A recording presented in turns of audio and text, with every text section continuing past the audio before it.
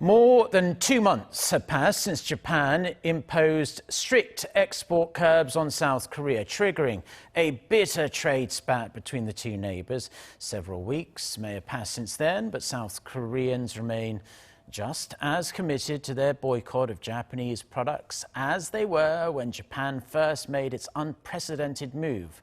Eum Ji-young has more. South Korea's boycott of Japanese products is reshaping the local market. This retailer, one of the largest in South Korea, has posters emblazed with the words "No Japan" displayed across most of its aisles.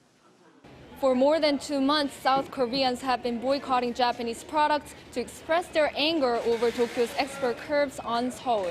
The public mood shows no signs of changing anytime soon, with the boycott of anything made in Japan still gaining steam. Since July, imported Japanese goods have all but disappeared from this supermarket. When I shop for groceries these days, I try not to buy Japanese products. Japanese beer, once the most popular imported beer in South Korea, is now nowhere to be seen on the shelves. Over the last 10 years, Japanese beer was the market leader among imported beer in South Korea, but in August, imports slumped a staggering 97% from a year earlier.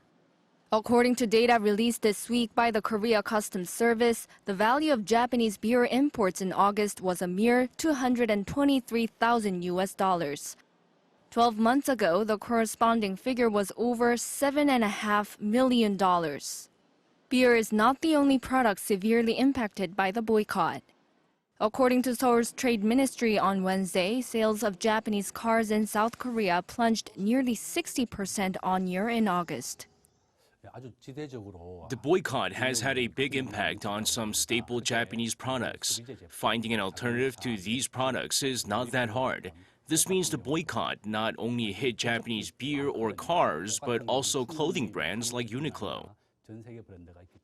Japanese apparel retailer Uniqlo has been forced to close 4 of its stores in South Korea since the boycott started in July. Most people in Seoul expect the anti-Japan boycott to rumble on. I don't think it will end anytime soon. My parents and my friends are also boycotting Japanese products. Some even denounced the Abe administration in Tokyo. In my opinion, it was imprudent for Prime Minister Abe to impose export curbs on South Korea in the first place. The problems between our two countries could have been resolved through dialogue rather than economic retaliation.